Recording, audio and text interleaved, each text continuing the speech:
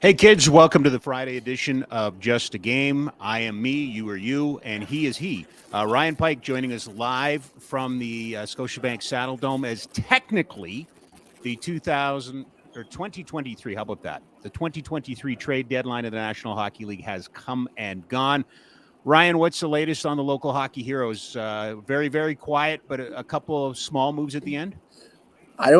There are no small moves, much like there are no small parts, just small actors. The Flames at this point have made two moves. The first move, they acquired minor league forward Dryden Hunt from the Toronto Maple Leafs in exchange for similarly minor league forward Radim Zohorna.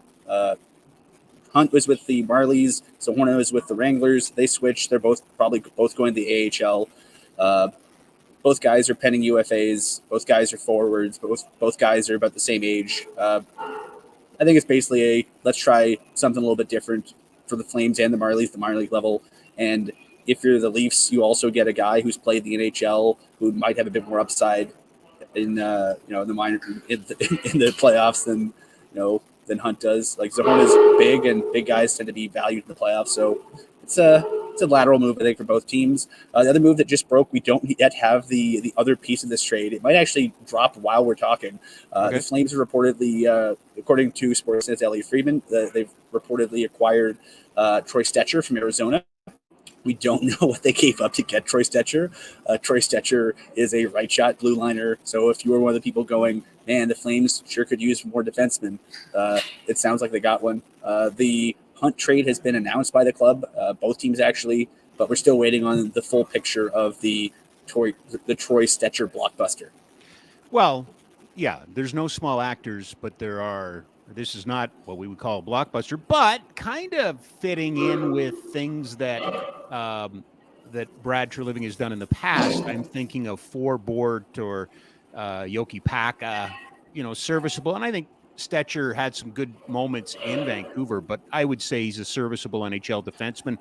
In your opinion, and it's just that, it's an opinion, it's a thought, does this put Dennis Gilbert back down on the farm? Does it put Dennis Gilbert, and I know there's some other things that I'm leading you to, but does this affect Dennis Gilbert?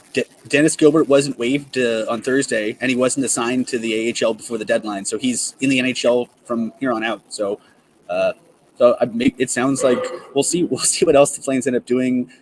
Stecher's acquisition could be a suggestion that Michael Stone won't be back anytime soon, and so they sort of want to get somebody, a right shot guy with those kind of qualities that Stone had that they liked. Yep. But I don't know. At the very least, they have. I think this would give them 8 NHL defensemen, including Connor Mackey and Dennis Gilbert.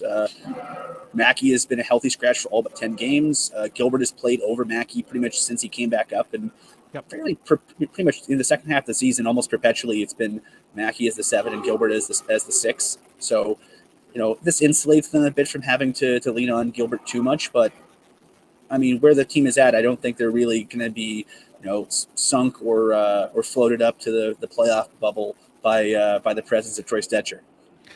I did want you to touch briefly, and I'm not sure it's still called the Clear Day roster, but there were a couple of transactions that we believe to be paper transactions involving some Flames, correct? Yep, they have assigned before the deadline. They assigned Jacob Pelche and Walker Duehr to the American League. The wide understanding of it is it's probably both of them administrative. To be eligible to play in the Calder Cup playoffs with the Calgary Wranglers, you have to be on the AHL roster. Or I guess in the minor leagues in their system as of the trade deadline. It's meant to prevent NHL clubs from going, let's just dump all our NHLers in the minor leagues for the playoffs. So it's sort of, the teams are limited, and it's meant to make sure that the AHL is used for development rather than sort of just parachuting AHLers in. So Duehr and Pelche are both waiver exempt, so they were able to just be floated back down. I'm expecting floating on the AHL website any minute, we'll see some sort of an announcement about them being returned to the NHL roster, because they played yesterday. Neither of whom have been healthy scratches in the last little while, so I would be shocked if they weren't back up today. So I'll be really disappointed in you, because you were bragging about having access to a 2013 copy of the CBA. So I'm about to ask you a CBA question. If they are recalled, do they burn recalls for the team? They would, yeah. Okay. So how many would the Flames be left with if they bring Pelche and Duehr back up? they would have 2 left. But the wink wink nudge nudge thing of the late stage NHL season is, and Rob, you've been around. Yep. At this point of year, everyone's hurt, so right. guys are playing through stuff. And if your team is out of the postseason mix, and your GM decides he wants to maybe bring a body or 2 up near the end of the season, we usually see this the last 2 or 3 games of the season, especially with playoff bound teams. You see guys day to day with something they've been dealing with all for the last 2 months. I suspect if the Flames have guys they want to try out in addition to bringing the guys up they want to bring back up, I don't think there'll be much of a barrier to that. I think they'll have the flexibility to do it. I also do think, though, that they're pretty cognizant that they've got a pretty good team cooking in the Wranglers right now, and I don't think they necessarily want to disrupt that too much, but I think they also have a few guys they want to get a cup of coffee up here and sort of get a sense of where they're at. I just make note that Ryan is joining us from the Scotiabank Saddledome, awaiting to hear from GM Brad Treliving. So the connection, we may lose him at some point. We're hoping not. It's been good so far, but I just wanted to point that out. Give you the opportunity. I know we're still waiting, the old fax machine pigeons, whatever, the mailman, whoever's finalizing all of this. There's still some deals that can come out. But your overall thoughts on the last month, Ryan. You and I have done this for a long time. This is supposed to be a day where it's slow, and then all hell breaks loose. All hell has broken loose slowly for the last 2 weeks, almost every day. What does this tell you about the league? What does this signal to you in terms of how rosters and picks are valued and being managed now here in 2023? Well, I mean, the be all end all at this point is cap space, and to be honest, I was a little bit surprised seeing as many 2023 draft picks moved as we did.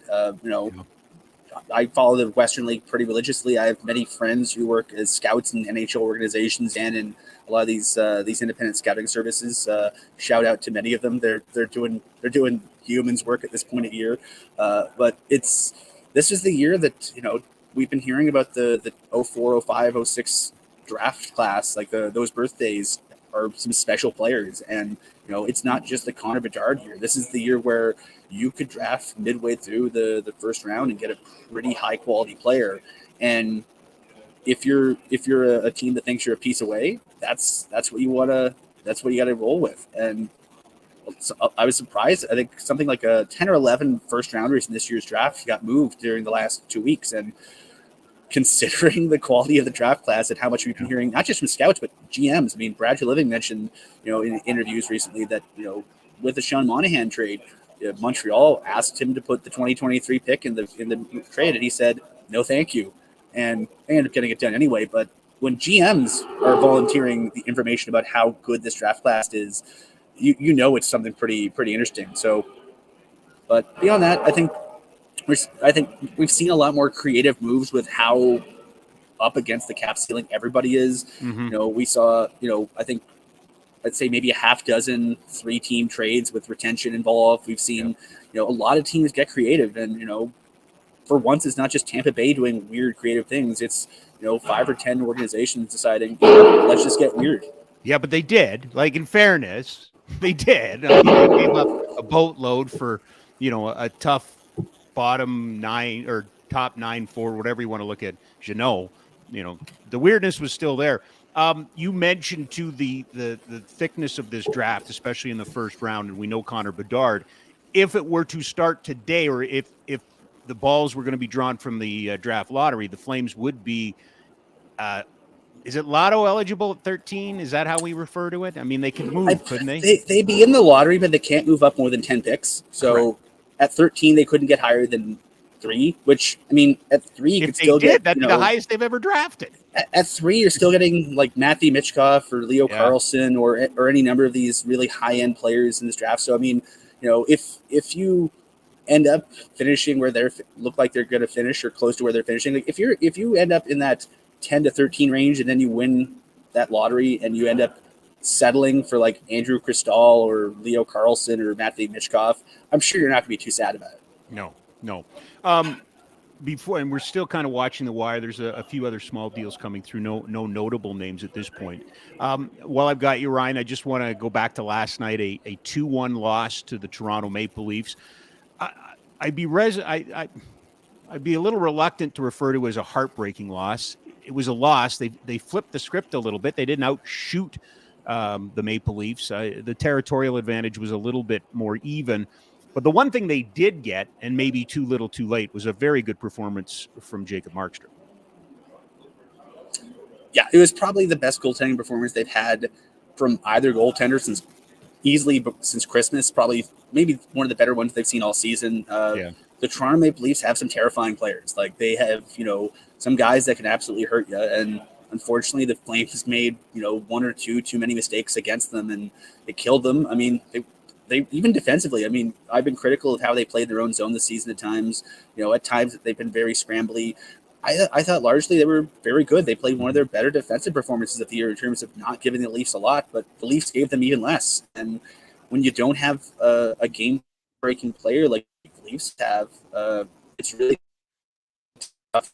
Just waiting for a big goal. I believe we lost our friend Ryan. We accepted that was a possibility through this whole thing.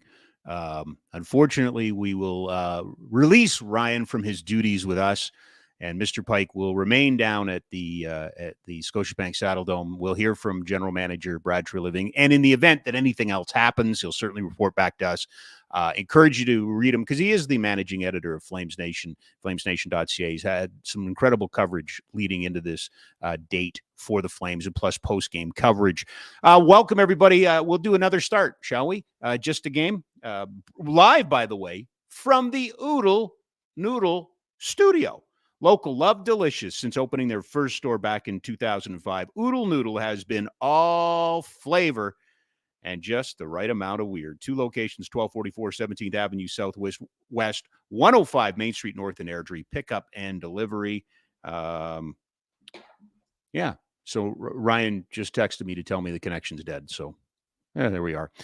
Coming up on the program today, in studio, ahead of tomorrow's very important Flames first annual Indigenous celebration game. This has been a story that's been percolating, and you probably have seen the jersey. Earlier in the week, the Flames celebrated Black History Month with a jersey that was dedicated to Jerome McGinley. Tomorrow against the Minnesota Wild, they're going to wear a jersey that represents the Treaty 7 nations, of which, hey, listen, the show is done on Treaty 7 nation and territory. We've got lots of friends, and one of them is going to join us in studio, the former hitman, Brent Dodginghorse, who played a rather large role in all of this and is playing a very big role throughout hockey. And we'll get into that with Dodger. Played 2 years with the Calgary Hitmen, and I swear every time I have this conversation, it's like he was a 5-year hit. He wasn't. He was here for 2 years. One of them, they went to the Memorial Cup out in Ottawa. But the Hitmen celebrated their 25th anniversary 3 or 4 seasons ago, and I'll tell you, remains to this day arguably the most popular Hitman of all time. Not only with the fans, but with the teammates that he played with, the people around the organization, the namesake Bret Hart. Just a huge fan of the way that Dodger played and what he brings. And he's doing some really important work. And it's kind of on the heels of the conversation we had last week with Perry Berzan. And that's the one thing I will remind you. This is show number 6 of our return. They are podcasts. So if you've missed any of them, go back. I'm still learning how to do them a little more evergreen and a little less, in the moment. We started with Ryan off the top because trade deadline just ended and the Flames made a couple of small deals. So it was worthwhile. But for the most part, we're going to try and bring you some long form, what we hope are very interesting, but more importantly, interviews that get you thinking and challenge some of the storylines that are out there. So looking forward to having Brent join us here in the Noodle studios. Okay, from Frank Seravalli. Oh, good. Are you serious? Like, is this the real Frank Seravalli or is it? Okay. Stand by, kids. The Flames have traded for Troy Stecher and Nick Ritchie. But geez, Rob, what did they give up? Glad you asked. Connor Mackey, who they refused to play, the coach refused to play. And I believe he's Nick's brother, correct? Yeah, Brett Ritchie. They got the better Ritchie. Long considered, oh boy, Okay. So they get a defenseman, they get a forward. Definitely the forward is one that Daryl Sutter is going to like. The defenseman, I think, is one that Daryl Sutter can live with. It is not breaking the bank. They made a small move in the American Hockey League, too. So we were wondering, weren't we, at the beginning of the week, last week, where are the Flames going to go? They had their finest performance of the season ruined with a late overtime goal against the team who leads the National Hockey League and is likely going to set the record for most wins, the Boston Bruins, on Tuesday. I would contend a little bit that yesterday's team looked slightly beaten. They were good. They were, in the lead.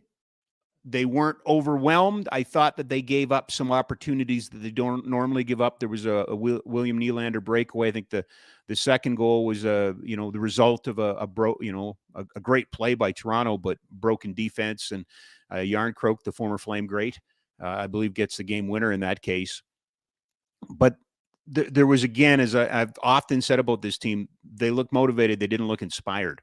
Tuesday, they looked inspired.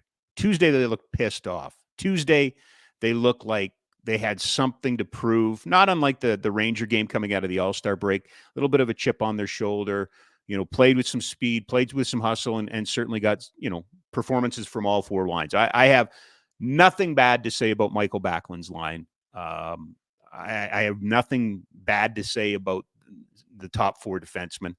I thought the fourth line struggled last night. I thought they were underwater at some times. I was a little surprised to see them with a shift late in the game. I think with about 3.5 minutes to go, they got another shift. I think that was more a gut faith playing than anything else. One man's opinion, that's all it is. But I think that team last night tried as best they could after the loss, heartbreaking, whatever you want to say. I think they tried as hard as they can. They just don't believe. I don't think this team believes. I believe Julian McKenzie from The Athletic was the person that asked the question, but it was Blake Coleman who kind of took a pause and said, right now, we're a really good team that doesn't know how to win. A really good team that doesn't know how to win. That's from a guy who's won 2 Stanley Cups. He's been on winning teams, was brought here to help this team win. It's pretty evident that this team is broken right now. Can they be repaired? Can they still get back? Yeah, I think they could, but that's not where I'm betting. And Coleman said played pretty well. He had some opportunities. This was not Blake Coleman, by the way. If you did not hear the entire thing, this was not Blake Coleman throwing his teammates under the bus. Far from it. He pointed squarely at his. And there's been accountability with this team. Zadorov, Huberdeau, Uyghur, Markstrom, Vladar. There's nobody pointing fingers with this team, at least publicly. But it's a pretty damning statement from a leader. Right now we're a really good team that doesn't know how to win. So assuming nothing changes and there's nothing else to add here, and I always say that because I was working a trade deadline, which at about 3:30, the Flames acquired Steve Stais 2.5 hours after the trade deadline ended. So, it's possible. We're looking at a Troy Stetcher, Nick Ritchie for Connor Mackey, Brett Ritchie trade. I hope Mackey goes and gets a second life in Arizona. I think there was something to that defenseman. I just don't think he was a favorite of the coach, and as a result didn't play. And I think young defensemen have to play. He would have been better off. He was too good for the American Hockey League, but he would have been better off in the American Hockey League than sitting on the bench here. So hopefully he gets to play in Arizona. Nick Ritchie has always, Brett Ritchie has always been the understudy to his brother, Nick Ritchie. Now, Nick, I'm not sure Nick has always been the player that he's capable of, but he will give them some size and presence up front. And Troy Stetcher, right-handed defenseman who's been around the league. Assuming that's it, and I have no reason to think anything else has been done, what now? What now for the Calgary Flames? We have postulated, we have predicted, we have opined, we have complained, we have surmised, we have questioned what this team is and what this team would do. I was of the belief that they would add. Maybe in the future, I should be a little bit more specific. This is probably what I thought they would do. If my study was correct, I don't believe that the Flames have gone through an entire season without an in-season trade since about 1984. I might be wrong on that, but that's what I thought I found out. So they do something. Is this to make a playoff run? No. Wes Gilbertson was from Post Media put out their playoff percentage according to one of the sites is 48.5%, so 50%. This team is still capable of making the playoffs. It needs to go on a run. It needs to get some help. It needs to start believing and having fun and playing and all of those sort of things. But it's there. I mean, it's not 11th or 12th. I don't blame you. Listen, I'm not trying to convince you of anything.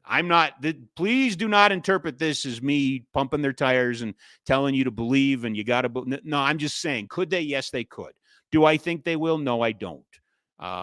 This is a tough week emotionally.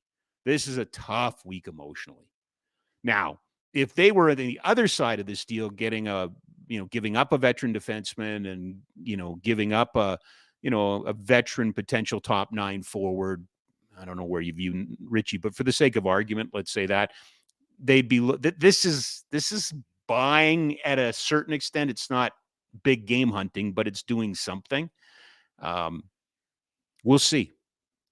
You got to think Stetcher and Richie are probably happy to be out of Arizona, so they should add a little jam to the biz. It's just weird that you traded one brother for the other brother. I find that mind-numbingly fascinating. Yet here we are. That's one option. That's one possibility. That's one storyline worth watching is, okay, 20 games to go or so. What happens? Do they make the playoffs?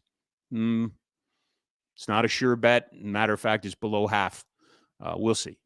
Should be interesting tomorrow, though. Could be interesting tomorrow. The other story is now, what about the general manager who does not have a contract, as we understand it, into next year?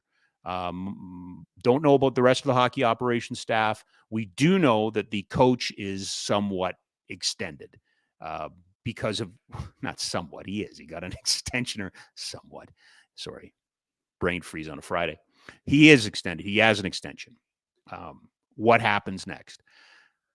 I like Brad Treliving, really do. He's a friend of mine. We worked on some projects together. He's always willing to answer my calls. He's always the first person to, when I got this show, he was one of the first people to send me a text and congratulate me. So, understand when I'm giving my opinions, I try my best to articulate where I stand and the relationships that I have with people. I'm a fan of Brad Treliving. I would like to see Brad Treliving stay. Probably more because I like the man. I think if you look at the record, and Ryan Pike brought it up earlier, and we'll get into this in just a couple of seconds, but there's ups and there's downs. There's ups and there's downs. There's not that. You remember the San Jose Sharks were always that team that you knew could get to the Western Conference Final, and that you knew was going to roll teams in the regular season, but never could get over the hump, never won a Stanley Cup. There was a period of time in which the Nashville Predators were that. You knew they were a playoff team. You knew they were going to go deep. They got to a final, but that's as far as it went. There hasn't been that here. They won the Pacific last year, and they are potentially out of the playoffs this year. Last summer's departure of Gaudreau and Tkachuk, and we knew it at the time. It was devastating and it was heartbreaking, but it was also impactful. The gymnastics in which the hockey operations department, led by Brad Treliving, went and tried to recover by getting Huberdeau and Mackenzie Weegar and a first-round pick, and by going out and signing Nazem Kadri, the best anybody could have asked for. And I believe all three of those players potentially are going to be better next year after having a year under their belt. But it has not been the same team. Again, up and down, up and down. If you're Brad Treliving, do you want to stay here and continue to fight the good fight? Nobody really talks. It's funny. I was not in this business when Mike Russo with The Athletic wrote about a month ago, 6 weeks ago, about the Zucker trade from a couple years ago. He was coming to Calgary, but they couldn't get the trade. The Flames couldn't get the trade approved by Murray Edwards, the owner. Couldn't get it approved by ownership. That is not a debated point. That has been reported. That has been sourced. That is out there. But that's common. I'll guarantee you that Kelly McCrimmon can't do anything without Bill Foley signing off on it. Patrick Alvin can't do anything in Vancouver without Aquilini signing off on it. Holland probably can't do anything up in Edmonton without their owner.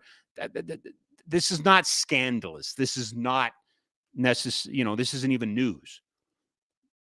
But you do have somebody to answer to. And is that appealing to you? Are there other places you could go where you would have more of a free reign? Are there other places where you would go that you'd have a better building and facilities? Yes, 31 other places. That's the fact.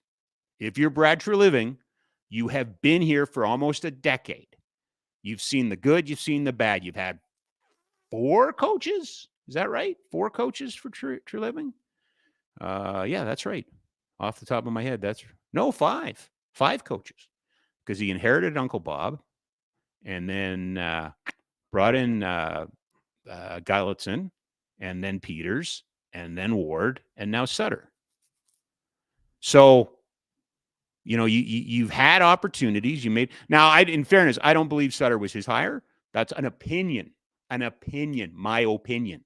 I don't think that's ever been factual, but I do believe that was ownership, management, above him saying, we like Daryl, he's available, let's bring him in. That's my opinion.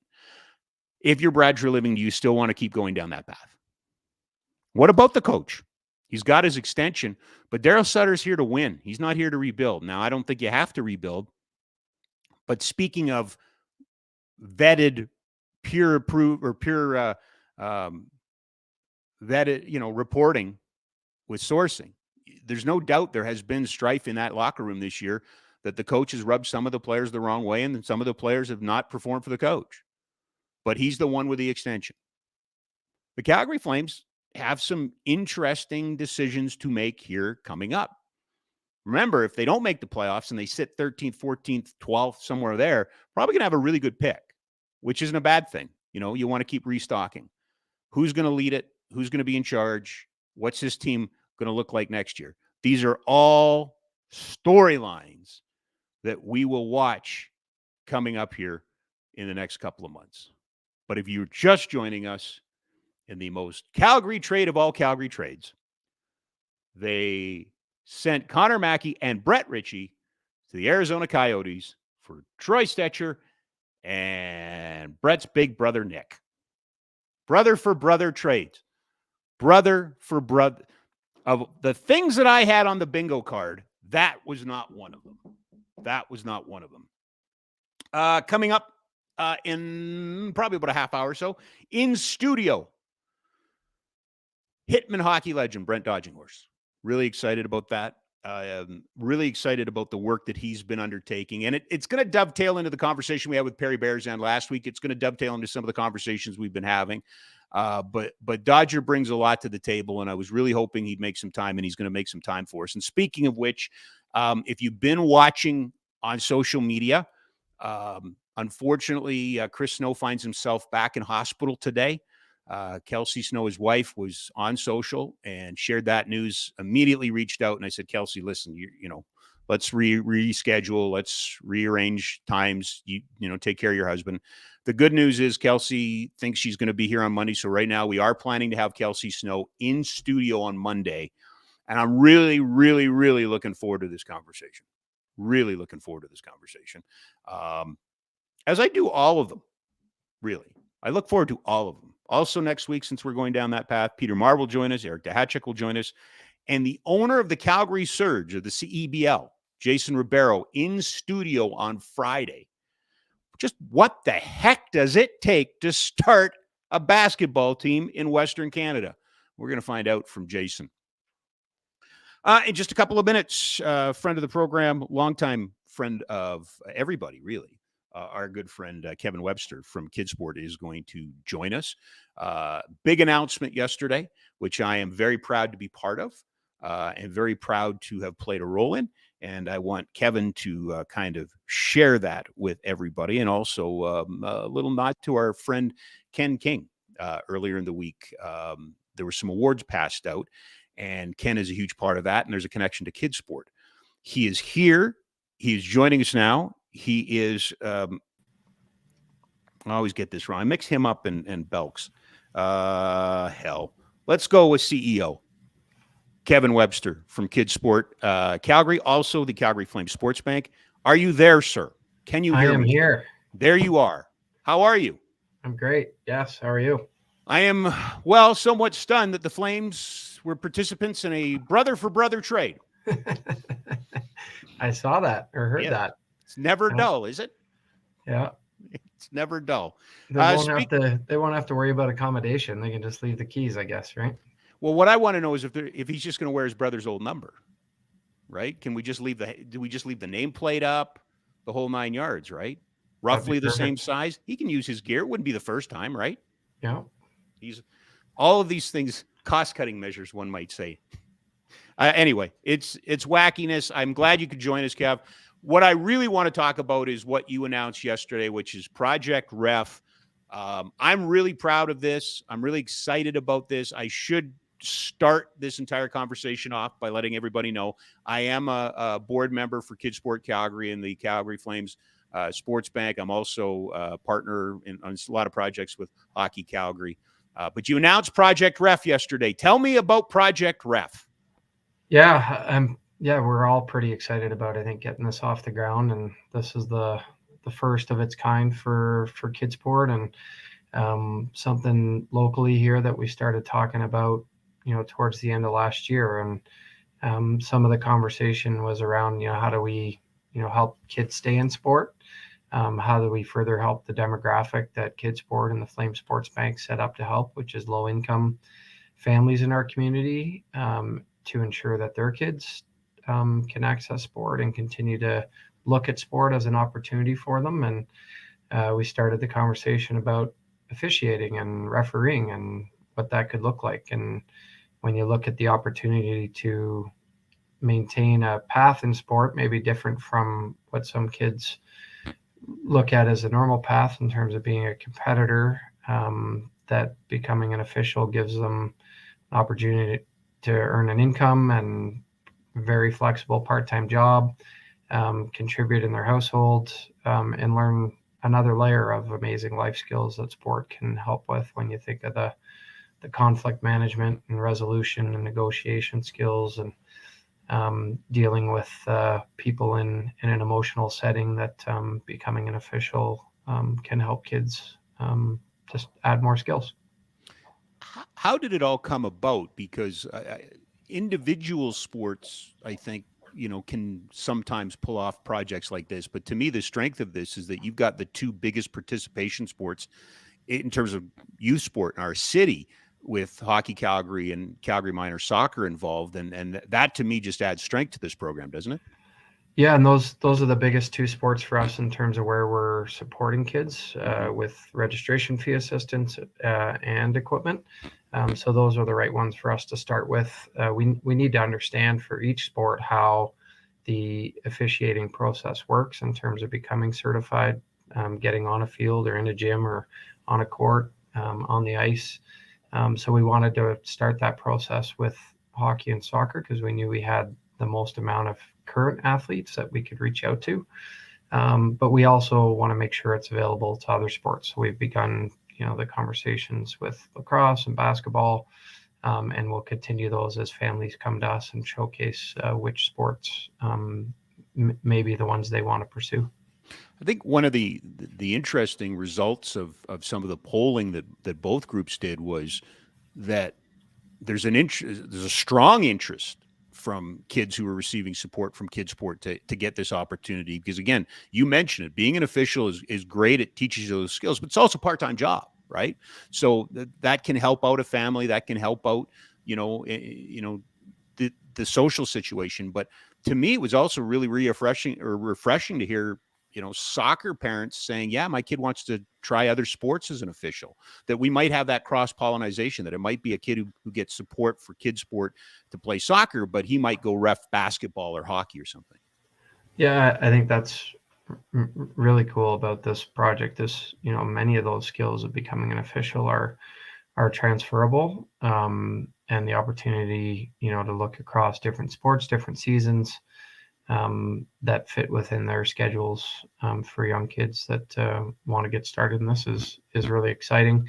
Of the group we surveyed, I think we've had 64 responses so far. 61 of them said they want to pursue this, and I think there's 15 or 18 different sports, many of them putting 2 or 3 different sports beside their name with what they might want to pursue in learning another level of that sport and education, and what could be another path for them when it comes to sport.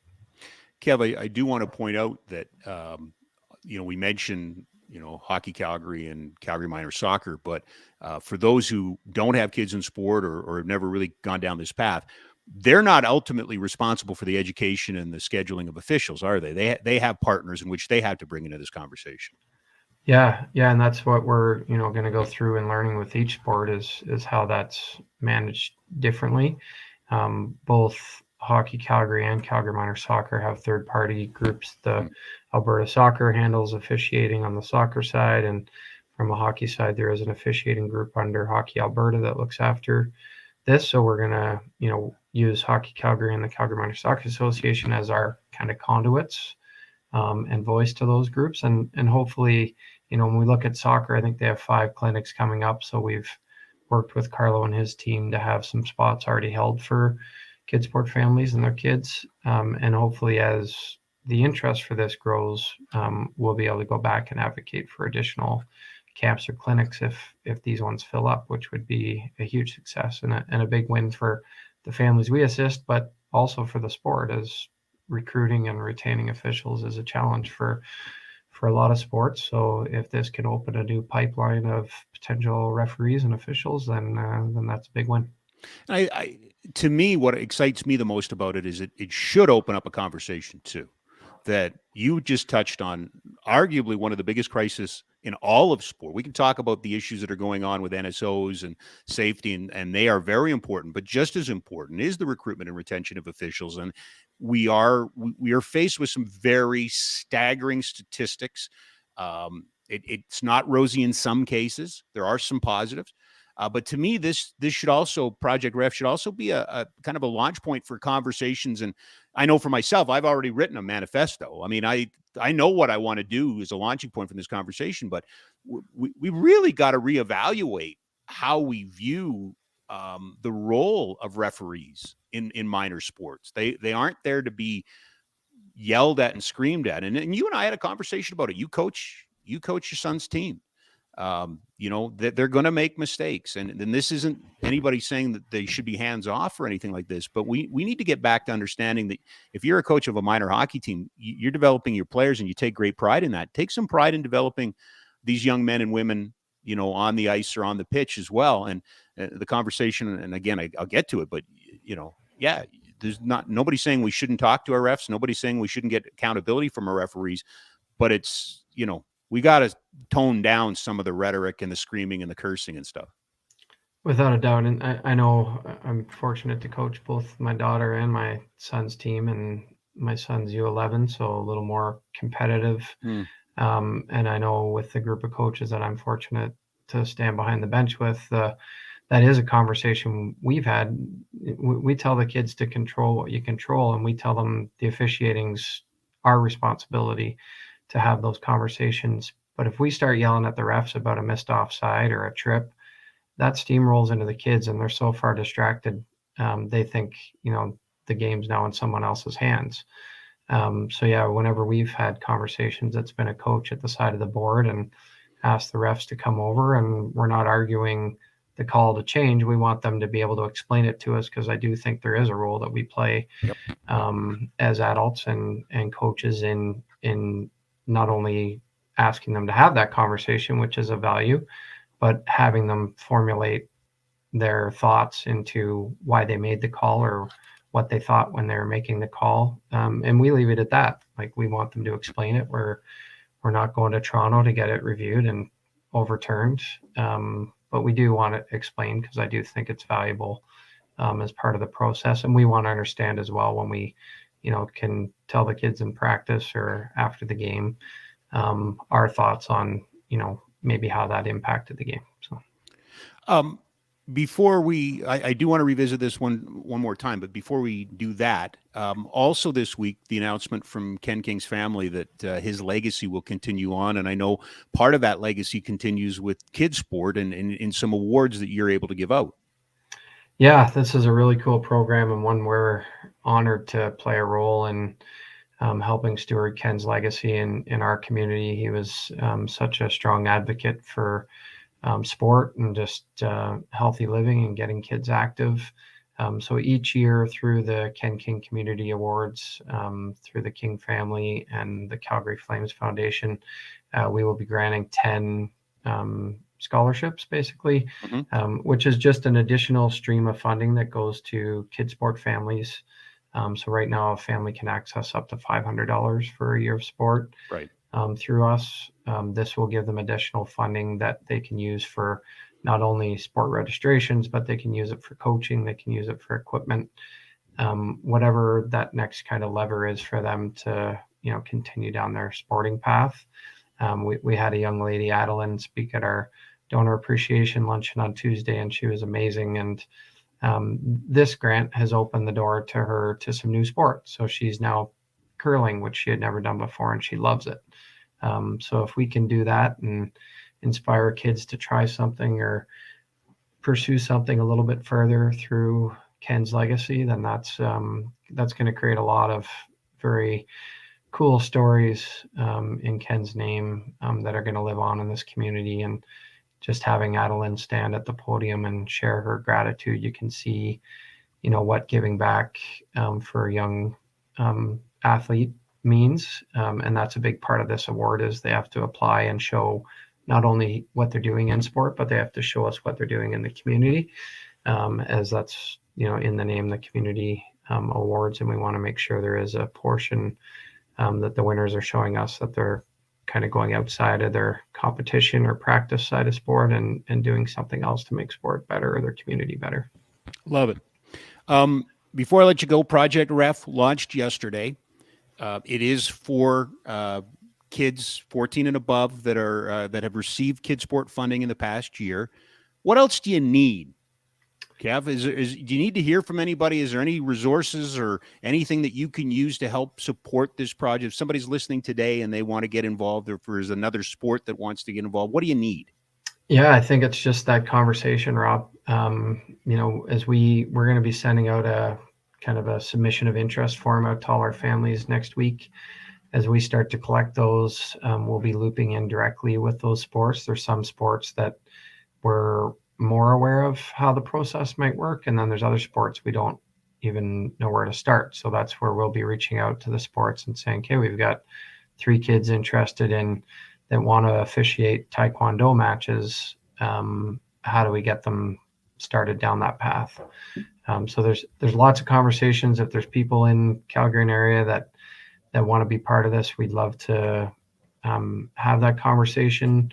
I know there's interest even outside. I spoke with Pincher Creek Minor Soccer this morning, who loved the concept and would love to learn more as we get through the pilot on how we can help them. Right now, they pay for kids to learn officiating, so there is no cost, but they would like to access a program like this so they can decrease the cost of soccer in general through eliminating that line item in their budget. So I think we've really just got started with this. I think the impact this can have on not only the families we support, but the community, and some of the stories this will generate, and hopefully keeping kids in their sport or playing sport or just involved in sport, period, I think is really exciting and something we can't wait to kind of turn the chapter on and see where it goes. Well, congratulations. I'm really excited to be part of this. Really excited to, champion this. And when you get off the line here, I'm going to go on a little bit of a rant. That's what I'm going to do. I'm going to go on a little bit of a rant because this is really important. But my rant is mine, not yours. You guys have done the work. This is my part now. Yeah, and it, this doesn't get off the ground, Rob, without the excitement you showed for it, and just the realization as this was just an idea, as we talked at the board table in December. It was pretty quick within that conversation that there was more to this, and something that we really needed to give a good effort and make sure that we, here in 2023 can see exactly where this can go. Kev, I appreciate it. We will remain in touch, but congratulations on the launch of this project. Yes, thanks for everything, Rob, and good luck with the rant. Oh, the rant's coming, baby. There you go. Kevin Webster. He is the CEO of Kidsport Calgary and area and the Calgary Flames Sports Bank. I'm really excited about this. I wrote about it today, why this is important to me. And I am very passionate about it. Without officials, these aren't games, they're scrimmages. Now, we watch and filter everything through the big clubs in the NHL and Major League Soccer and the World Cup, and they are held to an insane, standard. And we watch most of our sports now, probably more in slow motion than we do in real time, because we've got reviews of everything. The Super Bowl felt like it took forever because we were reviewing everything and watching everything.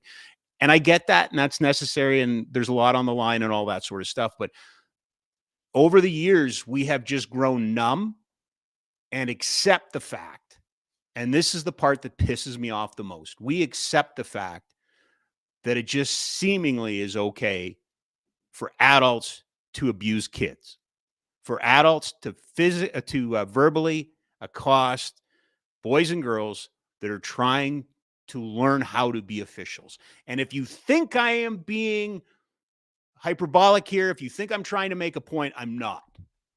I am not. The leagues, the officials, everybody tries to do this. Now, you can say to yourself, you can say to me, and I've heard this before, but Rob, they made such a bad call. Or Rob, they're yelling at me, they're arguing with me. There is no good reason to scream, yell, and curse at a preteen or a teenager who is officiating a game. You were doing nobody any good. You were making yourself look silly. It's ridiculous. Yet we've tacitly said, have at her. Sure, there's some fines when it gets over the top. There are stories all the time. There's a story about a former NHL referee that did chase two officials after a game recently into a dressing room. Okay? It's got to stop. It's a societal thing. It's all of us together. I get it. We're angry, all these things. We feel like we have a right to yell, and we feel like we have a right to go over the top, but it's abusive. You guys, and I'm talking to you coaches, and yes, I'm very acutely aware of who the people in the wrong are. And I know it is not, I'm not paintbrushing all coaches. I am not, but I'm kind of tired of tiptoeing around it. And I'm kind of tired of just pretending that it'll go away. Hockey Canada's tried to address it. Other sports have tried to address it. There's signs in arenas, parents, coaches, players. We've just come to accept this abuse. And it's costing us good officials. Okay? So what can we do? We need to create a conversation. We need to create a situation in which coaches feel empowered to talk to officials, where coaches feel like they're developing the referees in the same way that they're developing players. That's one thing. We got to get elite teams involved. We do. And 10 years ago, I spoke at the Hockey Summit, and we had a long conversation, and I said, what we need to do is we need to take all of our elite hockey teams. It was a hockey summit. We need to take all of our elite hockey teams, and we need to go visit and talk to the 20-year-olds about coaching and refereeing. They've gotten so much out of this game. If they've gotten to an elite level, they've traveled, they've gotten so much out of this game. We need to put the bug in their ear about giving back. And a lot do. There are a lot of Kyle Raymond's a friend of mine. Kyle Raymond is an NHL referee. Kyle Raymond was a junior A player who didn't start officiating till his junior career was over, got into officiating, got fast-tracked in the NHL. That happens. Cool. But we need to start getting elite teams and elite programs and leagues to take the lead on this. Take your players, your entire team in your training camp, take a day away from practice and go take a basic officiating course. Take a basic refereeing course. A, it's going to make your players better, but B, it might also give a couple guys a taste of something that they can help with. But be leaders. Get out there. And I know that there's some that are prepared to do that. Absolutely know that there's some prepared to do that. We need the proper resources. Like Kevin and his group, they're going to get the coaching, they're going to get the mentorship, they're going to get everything they need to develop to be an official, but we also need to make sure that they've got resources. And I'm talking about mental health resources. That's what I'm talking about. Now, I'm not going to speak like I know exactly what is provided to officials and referees, but I know we need to support them. When you look at the rates, the dropout rates, when you look at just the way that some kids are, and some adults even are just taken to the woodshed by coaches and families. And again, two sides to the story. I get that, but we got to make sure we're supporting these kids. And it would be really great if the World Cup for FIFA, the NHL, if we got some more coaches to understand how it trickles down to the bottom of the pyramid. The top of the pyramid, everybody watches. But what happens is the bottom of the pyramid, everybody emulates. And we see it all the time. Snap shows and gong shows with guys beating up or screaming at referees and all that. We need somebody at the top to say it's not okay. We need somebody at the top to take responsibility, because I will absolutely guarantee you that by not going crazy on an official, by not screaming at a 12-year-old kid, male or female, you are not going to lose a point. You think you're going to gain points if you think you're further ahead because you're screaming at kids in minor sports, you've missed the point. Project Ref. I'm sure my next guest would even agree with me. He is here, and I see absolutely zero reason to wait any longer before we introduce my dear friend, my brother, a man who's played a huge role in some things that are happening in our game, happening in our city, happening in our province and country. Brent Dodginghorse is a former hitman who played 103 games and put up 81 points, but his playoff numbers are even better. 33 games, including the Memorial Cup, 33 points. I mentioned it before. The former hitman forward, when we did our 25th anniversary, remains the single most popular player in the history of the franchise. He is kind enough to join us now. I do want to point out he is an Indigenous and diversity sports advisor, motivational speaker. He's an all-around good guy. Dodger, how the heck are you? Really good. I got a little bit lost while I was here in Marteloup, but I made it, and I'm so happy to see you, Rob. It's been a while. I'm so happy to see you. Congratulations, first of all. Tomorrow, the Calgary Flames will host their first annual Indigenous celebration game, and you've had a bit of a role to play in this, haven't you? Well, I think it's been a long time coming. We've talked about this day for you and I know, and also Jordy about this for a long time. And yep. I'm glad this day's here. The Flames committed to making this day an annual event. And yeah, I've had the opportunity. The Flames called me and asked me to be a part of it. And I'm not going to take full credit, but I'm going to say that we orchestrated a team of Treaty 7 representation. We also we included the chiefs and their delegates and elders and the protocols of our traditional Indigenous people to be involved in certain aspects. And it's really a group effort. I believe in the team sport. And I truly believe that every single person that helped us make this event happen has a special gift or a voice. And we use the committee, and we let the committee and the Flames partnership really come up with this event. It's an Indigenous celebration, and it's going to be, I think it's going to be it's going to be good. It's going to be a good day. Lots of different pieces I want to ask you about, but I do want to ask a little bit about bringing all 7 nations together to be part of this. That's not necessarily common in something like this, is it? No, I'll be flat out honest. There's been some, every nation hasn't really saw eye to eye on the political level, but I've been in and around leadership for a long time. And I and I definitely know sports and the game of hockey brings everybody together. And this, I really took it. I took it serious. I took this as an opportunity to really showcase our Indigenous youth, but also empower them, and also learn from the past of some of the wrongdoings from Canada, what they did to our Indigenous people in reconciliation. Some of our survivors, most all of our survivors, have a really story of strength, Right. and that's very important. So just to bring this group together, and to, I guess, kind of to be a little bit of a quarterback along with my team and all the individuals, to be a part of it is something special. And to see all the chiefs come together and all the Indigenous leaders support this event, I think it's not about a competition. Let's make that clear. It's not a competition. It's just about doing the right thing. Right. We'll get to the jersey and the logo in a second, but you said something about truth and reconciliation in that conversation. And this is, to me, this is one of the best places to have it. Is it not? Sport can be that conduit for those conversations that we have to have. Well, I'm so grateful at the TRC reconciliation, and at the Flames, they call it reconciliation. And about that. Yeah. The calls to action 87 to 91 are based around sports. Yeah. And 91 is business, but 87 to 91 is based around sports, educating, telling our unique stories, educating people on the survivors, and empowering our youth. So I think this is a really good opportunity for the Flames that have a national audience and a global audience to really show the strengths of the Indigenous communities. And I'm so proud of this group.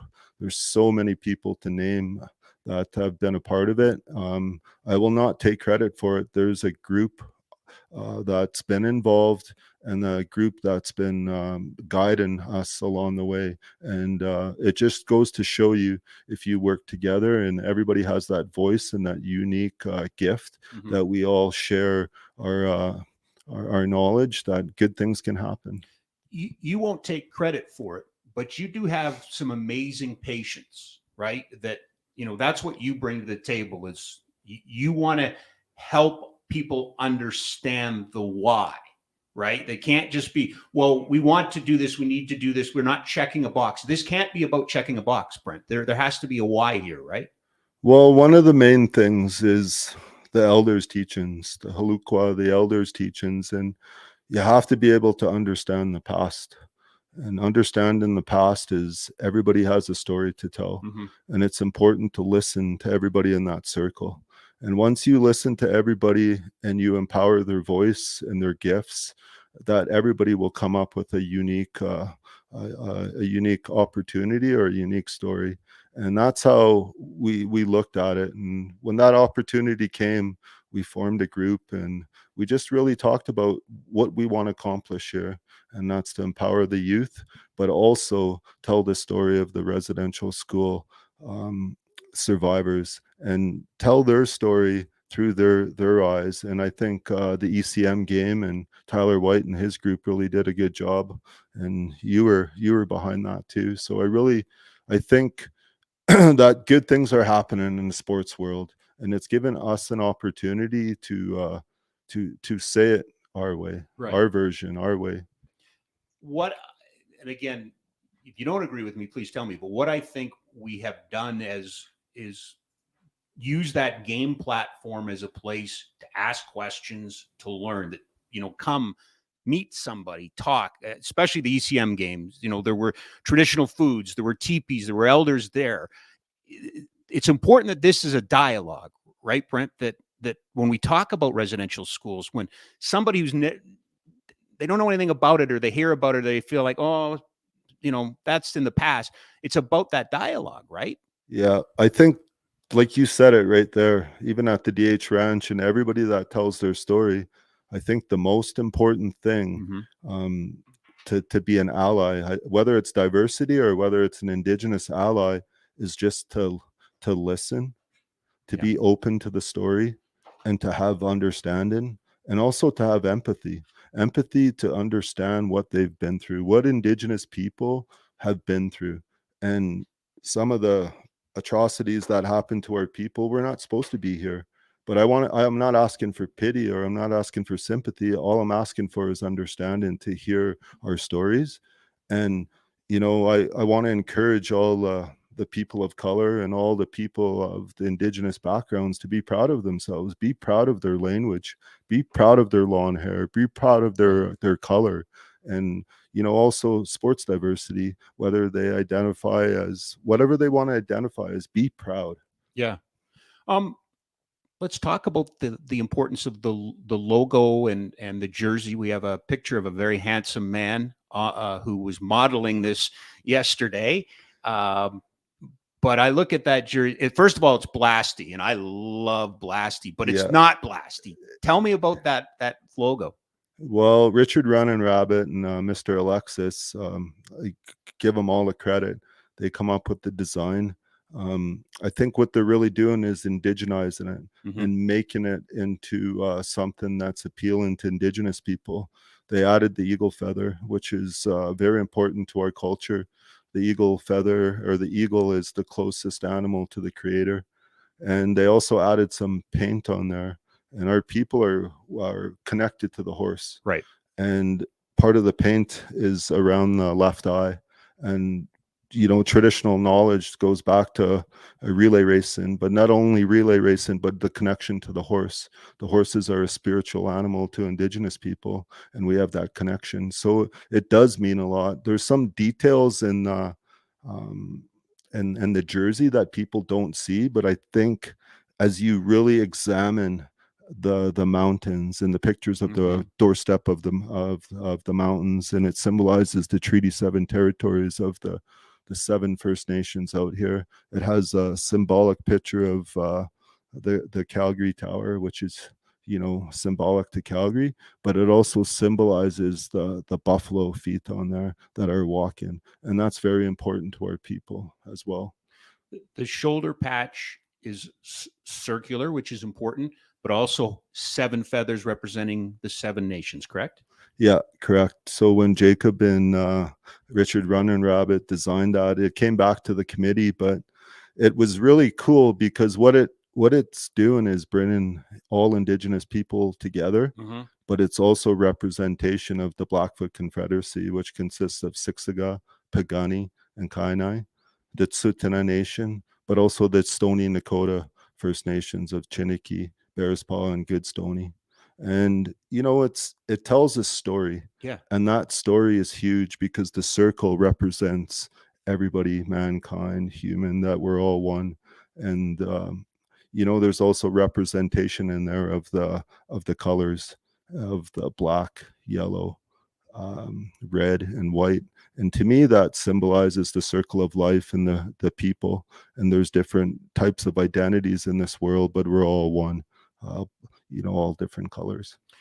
I want to break off a little bit. We'll come back to the game, but to talk about that with you, because I think it's unfair sometimes to refer to you as just an Indigenous advisor, because you are really at the heart of it. It's diversity for you, right? That we were having a conversation long before COVID about this sport, any sport, needs more representation of the people in its communities. So it goes beyond just your own people for you, right? Well, you hit it right there. I think when we had that conversation at the Saddle Dome many years ago, it's about, my passion is sports, Indigenous sports, but also diversity. And sports diversity goes well beyond Indigenous people. It's BIPOC, but also people of color, but also identity. People that identify as Two-Spirit in the game, and respecting their identity, because 70% of Calgary is Caucasian or white, 30% are beautiful cultures and languages, and some of them are mixed, and 5% is Indigenous. So it's important that we know these numbers, and it's important that we realize that it's in sports, everyday sports. And at the end of the day, I wanted to be able to tell my story through the Western League or through pro or through minor sports. and tell them what I went through as a hockey player, but also give them self-awareness checks or self-awareness talks, that how we can be better people and how we can be better allies of people of diverse backgrounds. Tell me about the journey.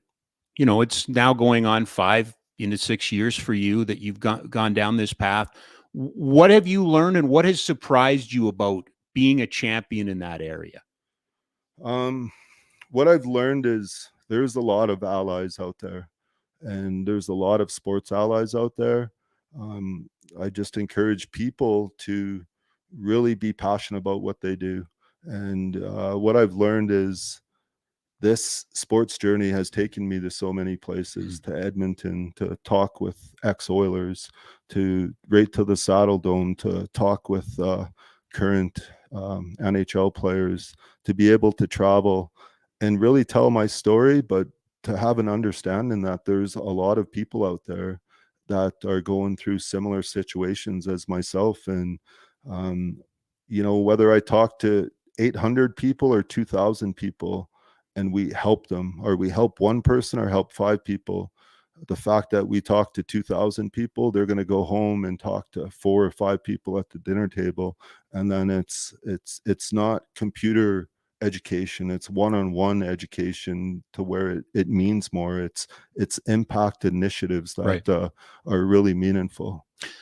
Define ally for me, or allyship, because I think that I get a little frustrated with box checking. I get a little frustrated with groups that, and I'm gonna bounce one off here in a little while, but I think sometimes we don't know exactly what it means to be an ally. It's not necessarily writing a check, or it's not necessarily, you know, having a day, right? In your eyes, Brent, what's being an ally? I get asked that question quite a bit. Somebody calls me up and they say, Dodger, I can't afford to write somebody a check. I own a business and I get a lot of, and I want to be an ally, but I can't afford it. I'm going through tough times right now. Yeah. And we start talking about it. And I said, in order to be an ally, you don't just have to write checks. You have to be able to listen, and you have to be able to just sit and understand their journey. And by understanding their journey and listening and having that communication, like eye to eye, and really paying attention, and just to say thanks for telling me your story, I really appreciate it, that goes a long way. And to have that understanding and that empathy, but also that encouragement. You know, it doesn't have to be cash or checks. It could really be just encouragement, or spreading more knowledge of you know, I read a book about this certain person. You may I know this connection or this nonprofit foundation. And it's really just being a good person, but also listening, and also having that ability just to understand.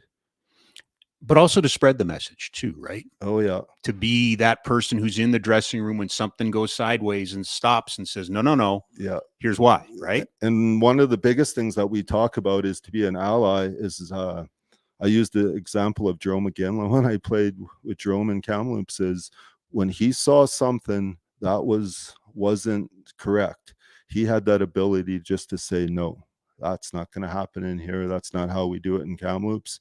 And here's the reason why. And he'll stop it right in his tracks.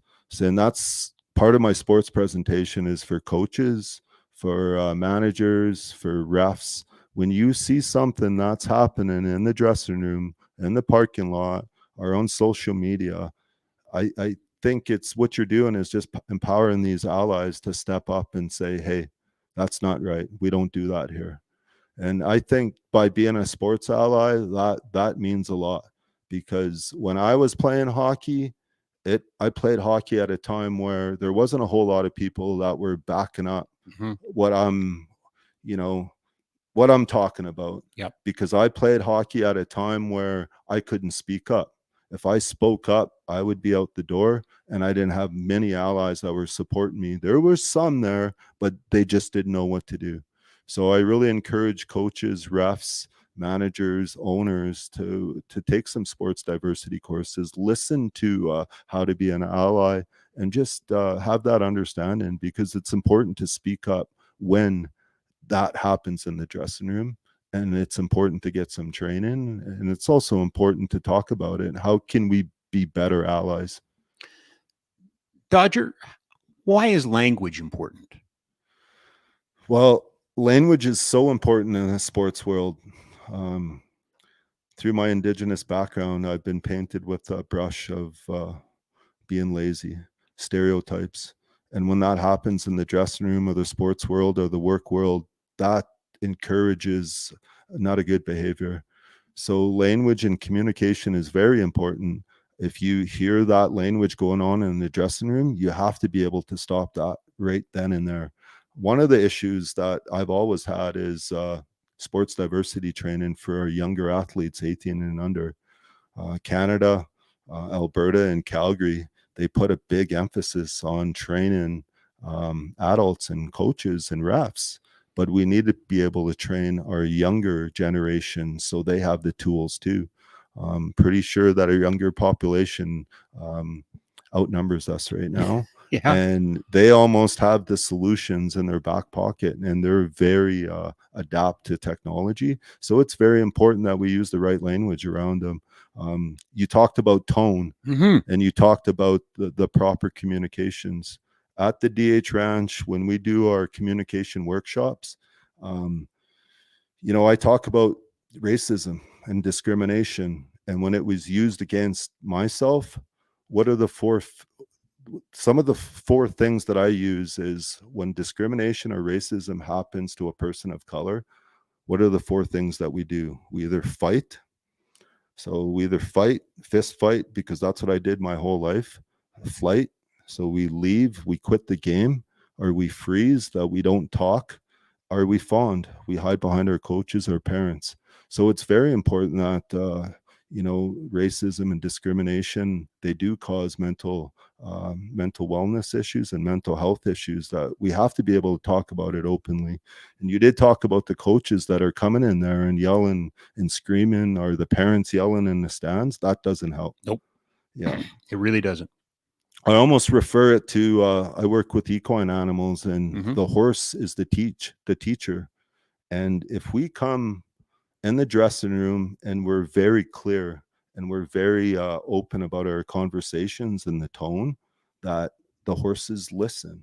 And if we're walking beside them and not staring down at them, the horses listen. It's almost the same with athletes and younger generation of people. But if we're staring right at a horse and we're yelling at him, what is that horse going to do? They're going to fight, flight, fright, or fawn. And it's important that that communication is proper, and that we work together with these young athletes about voice communication and body language. If I'm coming at you and I'm intimidating you, a young athlete or a horse is going to be frightened. Right. So we have to be able to stand with them, and we have to have that proper communication. Right. Well, not to get off topic, but one of the biggest lessons I ever got learned by coaching kids is get down to their level. Like, just what you did there, like you're, if you're going to kind of be over top and you're loud and everything, what do you expect to happen? Right. Yeah. We were taught, I don't know how to label it, but we were taught to stand on benches and look down at our players. But imagine if we were eye to eye with them, or opening the gates and just talking to them, and not always yelling at them. And they're looking up to us all the time. Right. So we have to see things from their perspective and kind of just sit with them and be eye to eye. Sometimes if you're with younger athletes, just get down on a knee and talk to them and see how you're doing. Don't look down on them, but see to their what they're going through. Why is land acknowledgement important? Well, I really had this conversation. I always have this conversation, but myself, most importantly, I see the big picture. There's a big picture of every day I think of a big picture. The big picture is the youth, diversity, and empowerment, empowering our youth. And then I have this graph chart. So that's about 70 or 80% diversity initiatives and empowerment. Then I have this graph that says about 15 to 20% of land acknowledgements. And that's very important too, because you're recognizing the past. but you're also recognizing the traditional territories of the First Nation people. The First Nation people been long here before Canada was here, and these are their territories. And it's important that we understand their culture, their language, their leadership, their values, and their people. Because when treaty was signed in 1877, the leaders of this day chose peace. And when they chose peace and they signed, what was the biggest miscommunication to that day was miscommunication. Each leader had their own language. Each leader had their own understanding. But at the end of the day, when that 1877 treaty was signed, it brought newcomers to this area, or these areas of Canada. And then along comes sports. But we also had traditional games in First Nation Indigenous cultures that brought us together.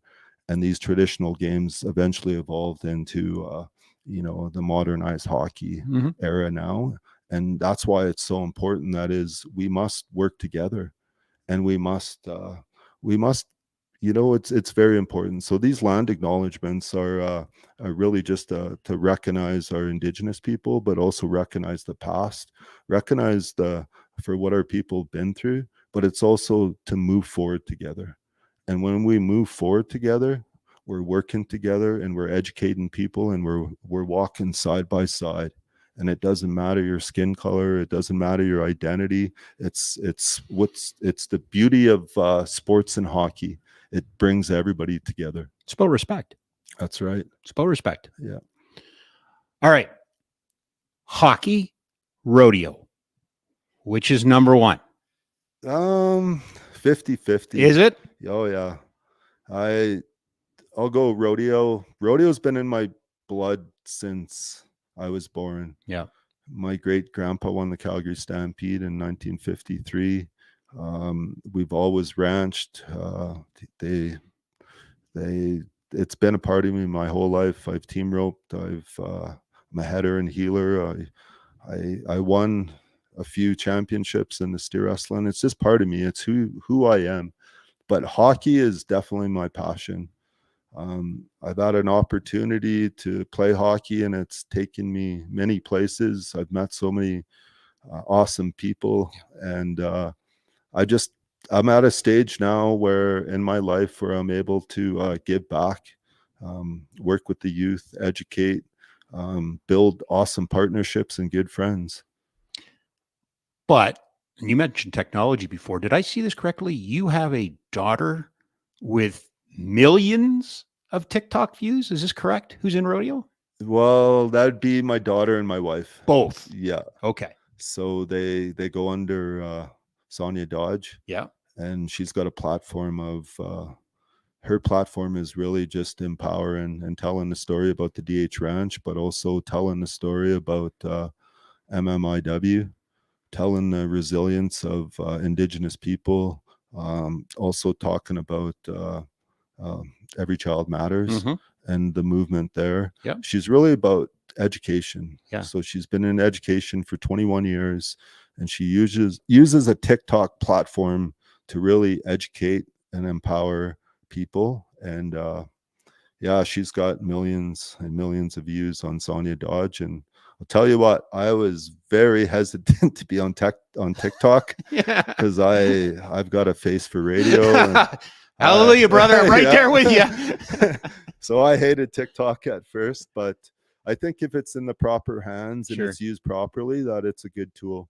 Nowadays, I'm old school. I used to call them role models, but nowadays these young people are influencers, and good for you. Tell your story, be proud, and just do your passions. Do what you really like doing. Right.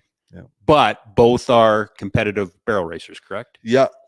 My daughter plays for the Calgary Fire, the AA team with Jordan Fenton. Okay. Jordan Fenton's team.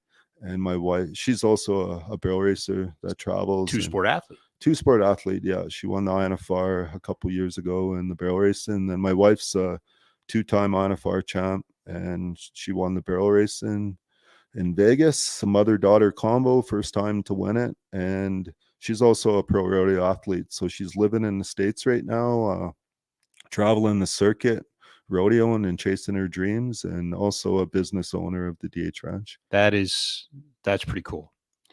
Yeah. You've mentioned it. You're wearing the hat. I've got it, and I'm in here, and we are talking about it because I think it's really, it's not enough just to say you do. And the DH Ranch is what you're giving back. Can you just tell us a little bit about what's behind it and what goes into the DH Ranch? Well, the DH Ranch really goes back to my family. Mm-hmm. And my family lived on the DH Ranch from the early 1900s. My grandmother and my grandpa and all my uncles, aunts that were raised there. And it's really just paying homage to my grandma, and my grandpa. But the DH Ranch is used to educate people about my grandmother, Katie, who lived in the she lived till she was 102 years old, and she was one of the very first residential school survivors on our nation.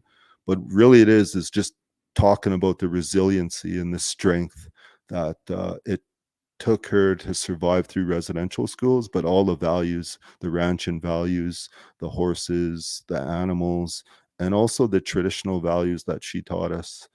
Traditional meaning land-based knowledge that we incorporate into our ranch. So our ranch, we take in clients, whether it's men's programs, empowerment programs, women's empowerment programs, or addictions programs. And we really use land-based techniques and traditional teachings. And we use communication through the horse. So we use the horse as a equine animal to help. They're the facilitators, and we help. And we've had thousands of people that have come through, and they utilize the ranch as a place to really find their spirit again and just reconnect from technology and just step into a whole area of where it's based around traditional culture, equine knowledge, sports, just a place to unwind and take care of your mind, body, and soul. Kind of quietly, you've also assisted with some very important healing too, right? That you've, especially in the Indigenous community. I know last year we had the tragedy in Saskatchewan, and I don't know if everybody knows this, but you kind of have an active role in the healing. Well, I think that we're very blessed with TikTok, and TikTok was our avenue to get the programs out there that my wife and our whole family is putting on. Yep. And when the tragedy happened out in James Smith, they reached out to us and asked us if they could use the ranch as a place to help their nation go through some of the tragedies that they've been through. And I'm very grateful for the Chief Wally Burns and some of his health team to reach out to us. And we've designed a program based around empowerment and using our culture, using our traditions, but also using sports and our traditional games to really help them go through some of the toughest times they've been through in their life. And my hat really goes off to the survivors of that community, because not only did they really helped us, but they taught us true resiliency. They have stories to tell, and they were able to share those stories. It was so emotional because we took on I'd have to say 80 or 90 affected people from the James Smith tragedy. And there was a lot of tears shed, but there was a lot of laughter and there was a lot of healing. And we used sports, equine animals, horses, and we used the tradition and cultures to help heal. And I could honestly say that's been the most impactful program, or the most impact that we've ever had, or they had impact on us. And it's that community forever changed my life in a positive way.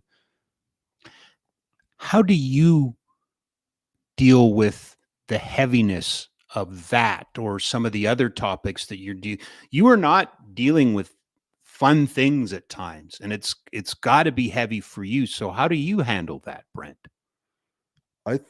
Well, I think it's really important to have a balanced approach mentally and spiritually and physically. I tell you, right after James Smith,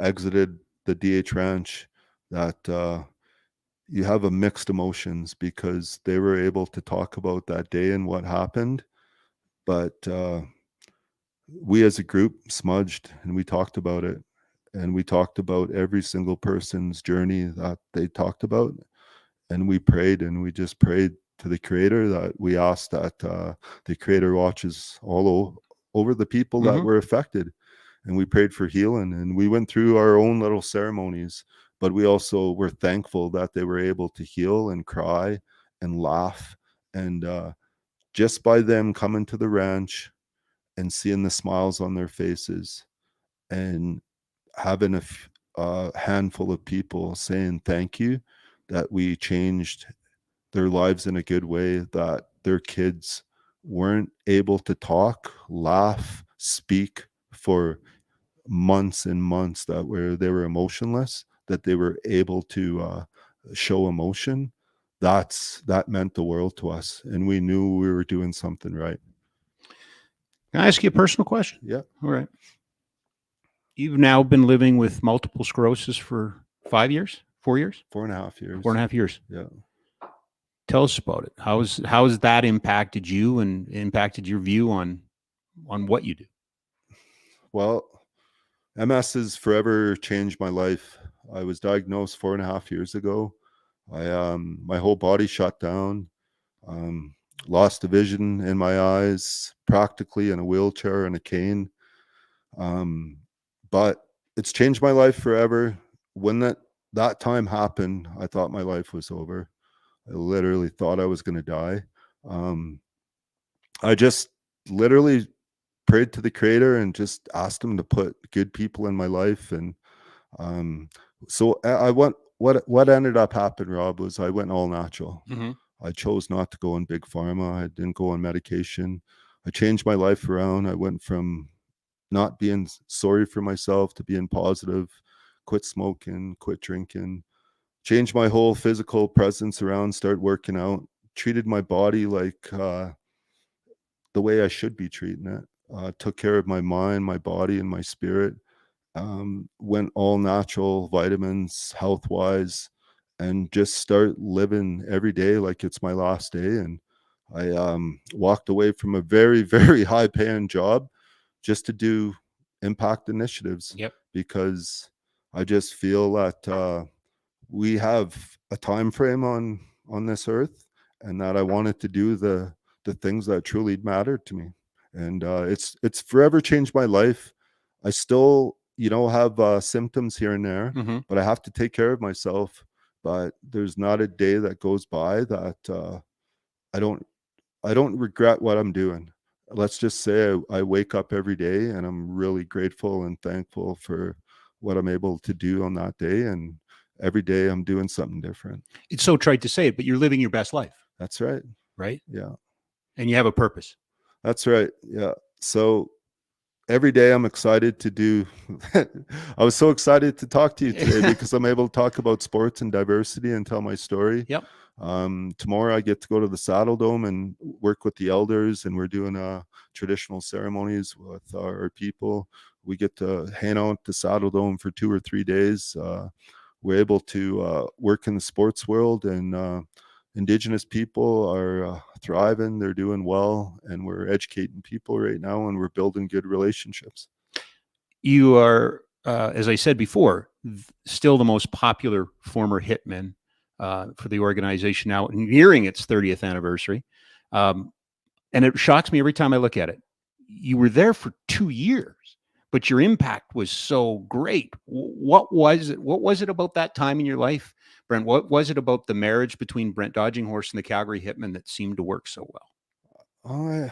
It's tough to put into 1 or 2 minutes, but I think it was like coming home and being able to come and play in my backyard. And because you bounced around, right? In junior A. I bounced around junior A, and I was cut from major junior. I was told I was too small, told I wasn't good enough. But I think the more times that you're being told you're not good enough, it almost inspires you, makes you work harder. I was an underdog my whole life. So I always just thrive myself on working hard and doing the best I can and just believing in myself. So I think coming home to Calgary was an opportunity to prove to myself, not everybody in the hockey world has this opportunity to play in their hometown or their own backyard, but to prove to myself that I belonged here. And just, you know, just maybe a little side note to hockey players, don't ever give up on yourself. I started on the bench. I was in the press box for most of the time. And then I went from the fourth line to the third line to the second line to the first line. But I worked my bag off. I remember there's days at the Saddle Dome where I wasn't playing, and I'd just be running the Saddle Dome stairs every day with late Chris Fleming told me, your chance is coming, stay in shape. So that's what we kept on doing. And you got to believe in yourself, and you got to give yourself that mental edge by just saying positive things to yourself and never give up. And I think that's why it was so special. The Flames at the time weren't so good. They didn't make the playoffs. So Calgary loves winners, and they get behind winners. And the Hitmen at the time had a good team, and they really supported us. And just grateful for that opportunity. It seems like yesterday, but it was many winters ago. Yeah, it does, but it's still, and I know it's not the result you were wanting, but still one of the most memorable Memorial Cups of all time too, just because of the craziness of it all, right? Yeah, I think going down to Ottawa and just being the underdogs and the way that things turned out, and playing against a great Brian Kilray and Bell and all these NHL stars that played a lot of years, but we had good players too. And just the way things kind of turned out was it always still kind of brings up a little bit of a sour taste in my mouth because we lost in overtime. Yep. But most definitely it was a good experience. And at the end of the day, we had such a great group of guys, and we all played our distinctive roles right down to a T. And it was a good bunch of guys. What does it mean to be Bret Hart's favorite hockey player? Still kind of surreal, really. You kind of pinch yourself and you look in your phone and you see Bret Hart's cell phone and a few texts, and you think back and you tell your daughter about some stories where you used to go to his mansion and hang out, and Blade Hart was one of your good buddies, and all the Hart Foundation used to come down after the game. Owen Hart, Anvil Hart, they were all behind, and they were down at the Saddle Dome. There's so many good stories, but you almost have to pinch yourself. Like, these were guys that were like in your corner and backing you up and supporting you. But I'm very grateful for these opportunities, and having the chance to rub shoulders with one of the greatest iconic athletes in Canada's history, Bret the Hitman Hart, and to be a part of his little small crew and be able to call him up and call him a friend. That's he's just a good guy. There's nothing more to say, but just his whole family are good people. No, and I'm excited. He's getting the honor he deserves next weekend when they raise his banner up at the Dome, right? Who else? That's always been the bit of anomaly with that team, is there's nobody else in the world that has a team named after them like that, right? Or a team named after someone like that. It's such a cool, only in Calgary thing, right? Yeah, there's not too many people that are definitely like Bret, one of the original owners. I remember going to Swift Current and Moose Jaw, and because we had a little bit of pink on our jerseys, they used to give it to us. Yeah. But we were proud of it. We were proud that we were a part of Bret the Hitman Hart's hockey team, and we took pride in repping his jerseys and him being the original owner. Yeah. That was pretty cool. And then being able to really understand where he came from and how hard he worked as an athlete to be in the dungeon, and him and personally inviting us to the dungeon and to be a part of like some of the exercises. What was that like? Oh my God, that was unreal. Like the history in that building, and to see, all the Cadillacs outside were so cool. The bear wasn't under the deck, eh? No, no. The bear wasn't under the deck, but they had all the training inside and outside. We also went to he had a place out in Springbank at the time. Yeah. And he had another place in town, but just to see the passion of sports and and wrestling and how they trained and Mhm. how they were ambassadors and they took care of their bodies and their mental well-being was pretty cool. So they're good people to look up to. Were you the team? You would have been around when he showed up on Monday night with the jersey, right? Like you remember that? Was that a big deal for the team when he wore the Hitman jersey on? I think it was WCW or something like that. But he showed up wearing your jersey. Yeah, that was pretty cool. Yeah, was it actually? No, it was a Hitman jersey. Oh, it was a yeah, Hitman no. jersey. Sorry, Yeah, yes, no, yeah. no. But Yeah, yeah, Calgary jersey. that was pretty cool. He's a proud Calgarian, and he always reps his team, and he was so proud of it. And I think it was, it was kind of funny because all the guys on the team were like wrestling fans, and I was shy. I didn't watch much TV, but I definitely knew. Yeah. But they knew all the wrestlers and the words and the mimics and the dances. Jared Smithson back in the day. He did, eh? Krusty. Yeah. They knew all, but it was cool. Like Brett would hook us up with tickets when they would come to town, and as a group we would go and watch. But it's it brings back memories, and it kind of shows how older I'm getting too. No, but here we've talked about some really important heavy stuff, and the through line has been sport, and the through line is about being part of a team and the value in that. And here you are 20 some odd years later, back to the nicknames, back to the smiles. Like that's the value of this. That's the value of the whole sporting endeavor, is it not? Is being part of something. Oh yeah. I think sports has so many life lessons. Mm-hmm. I mean, I don't know what the stats are on making the NHL. What is it? 0.1? Yeah, exactly. And then what are the stats on making the dub or the O? 0.3?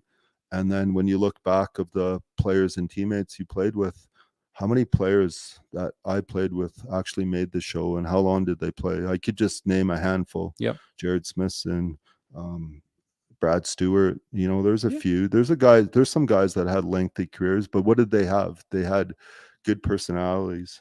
They were good people. Yep. They worked hard. Yeah. And some of the most talented players, they never made it. They never had a career. So it's very important that these young individuals and youth and hockey players, that they understand that it's so important just to be good people and good leaders in their communities, because hockey will eventually take you back to being a leader, whether you're in business or in oil and gas, or whether you're a police officer or a firefighter, or a leader for your nation, that it has so many values that it's going to teach you.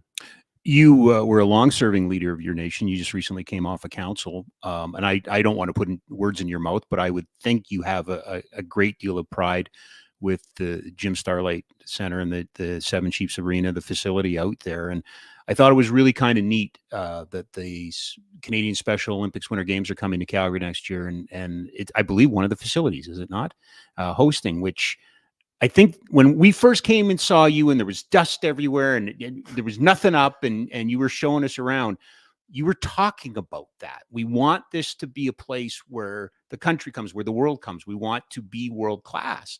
You achieved that. Well, I'm not going to take credit for it again, but we as a group, I was fortunate enough to be a co-chair, to chair that building and be able to strike a committee and work together. So our chief at the time, Chief Roy Whitney, struck a committee, and I was able to be the co-chair, and we just brought people together, and we heard everybody's opinion and voice, and we worked together. And at the end result is this beautiful Seven Chiefs building with the Jim Starlight Center.